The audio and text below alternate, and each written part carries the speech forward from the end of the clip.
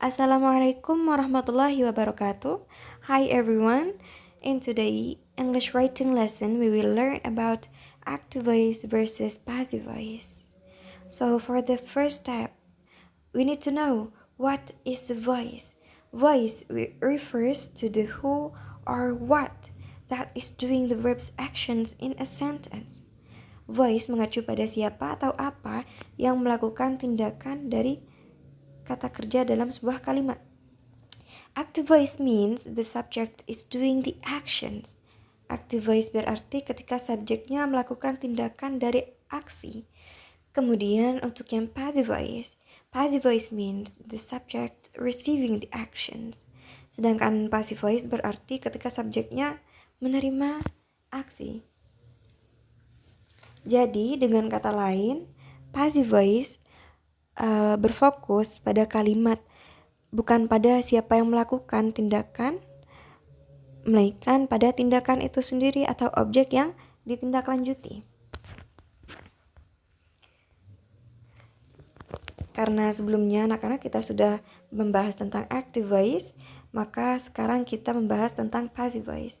Jadi di pertemuan kali ini kita fokuskan saja pada passive voice-nya. Di sini adalah general structure atau formula paling umum yang sering digunakan di dalam English writing. Subject to be past participle verb 3 by an agent. For example, this text is read by us. Teks ini dibaca oleh kita. Subjeknya adalah this text. Kemudian to be-nya is. Kenapa is? Karena ini adalah present.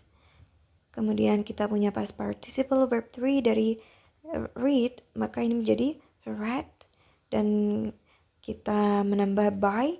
Dan yang terakhir disusul oleh us yang menjadi agent. Ini adalah example-nya ya, karena kita sudah mempelajari bagaimana cara merubah dari active voice menjadi passive voice dengan menambahi to be dan kemudian by dan agent, dan verbnya juga diubah menjadi verb 3. Sekarang kita sudah memahami lebih mendetail tentang perubahan-perubahan dan juga formula atau struktur di dalam active dan passive voice. And now repeat after me. The chef cooked the meal. Yeah, good job. The meal was cooked by the chef. Excellent. Baik anak-anak, sekarang kita sampai pada example ya. Di sini ada contoh yang menjelaskan dengan lebih rinci. Yang pertama kita punya the rabbit ate the mushroom. The rabbit is the subject of the sentence and is actively doing the verb's actions.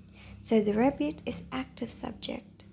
Karena di yang pertama ini the rabbit adalah active subject, kemudian dengan menggunakan verb ya setelah dengan subjeknya, dan terakhir disusul dengan objek the mushroom.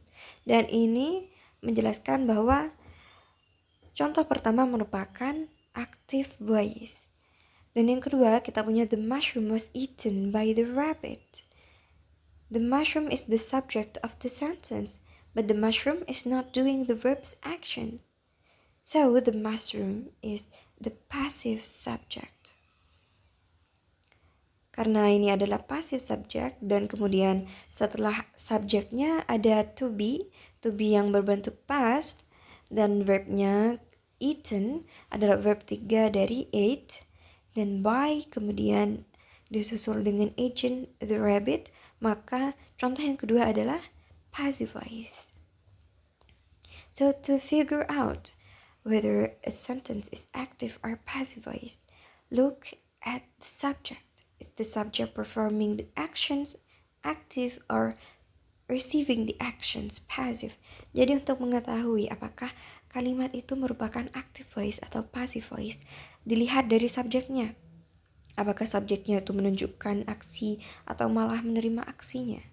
Alice plays the piano. Alice equal subject, plays equal verb, Alice doing the verb's actions because Alice is an active subject. Then the sentence is written in the active voice. Do you got it, anak-anak? Bagus sekali. The piano is played by Alice. Piano equal subject is played equal verb. The piano is receiving or not doing the actions because the piano is passive subject.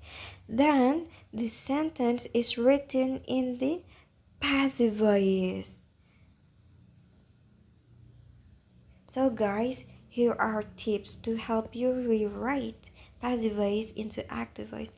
Jadi anak-anak, setelah sebelumnya kita mempelajari tentang bagaimana cara merubah dari active voice menjadi passive voice, sekarang saya akan memberitahu cara bagaimana agar merubah passive voice menjadi active voice di dalam English writing. Number 1, identify the verb. Di sebelah ada example sentence. The strawberry is picked by the deer. Dan verbnya ada yang bisa menjawab? Ya, picked. Ya, that's great. Benar sekali. Dan yang nomor 2, ask yourself who or what is doing the verb's action. Tanyakan siapa atau apa yang melakukan tindakan dalam kalimatnya, dalam kata kerja di sebuah kalimatnya. Ini bisa dikira-kirakan sendiri ya. So, the deer is the one who picks, therefore it is doing the verb's actions. Jadi karena deer ya, yang merupakan subject active atau active subject, maka ya sudah ketemu, the deer adalah subjeknya. Number 3, rearrange the sentence order. The deer picks the strawberry. Remember, keep the verb tense same.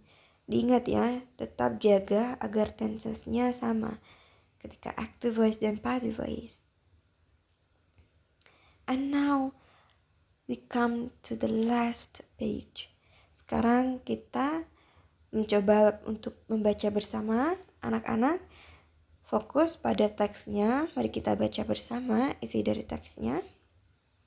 Alice wandered through the garden, following a curious white rabbit who carried a golden watch. The flowers whispered softly as she paced by, and a strange breeze was felt around her. Suddenly, a large door was opened by an invisible hand, and Alice stepped inside without hesitation. "Oh dear," she said, "I wonder who has made this beautiful place." The walls were painted with bright colors, and a sweet melody was played somewhere in the distance. Baik, and for the last part, dan untuk yang terakhir kita perlu mengidentifikasi untuk mengukur bagaimana pemahaman kalian mengenai apa yang sudah saya jelaskan sebelumnya.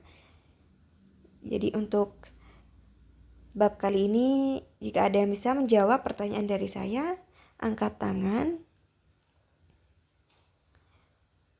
Sekarang kita identifikasi yang mana aktif dan yang mana passive voice. The flowers whispered softly. Ada yang bisa jawab? Ya? Apa jawabannya? Active voice. 100. That's good.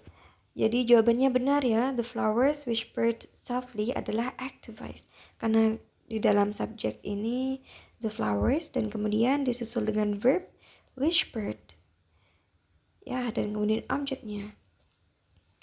Dan untuk pertanyaan yang kedua dan yang terakhir, a large door was opened by invisible hand. Ada yang bisa menjawab? Ya, apa jawabannya? Passive voice. Excellent. What a great question. What a great answer. Jadi di dalam pertanyaan ini ya, yang panjang, karena pertanyaannya panjang, tapi jawabannya cukup simple. Jadi ini adalah passive voice. Jawaban yang benar dan jawaban yang baik. Jadi saya harap pelajaran kita kali ini dapat menambah wawasan kalian semua mengenai English writing, dan untuk pelajaran selanjutnya kita akan memahami atau mempelajari secara lebih mendetail ya. Saya harap pertemuan kali ini akan membuat kita belajar lebih banyak, and for the next week we will see again.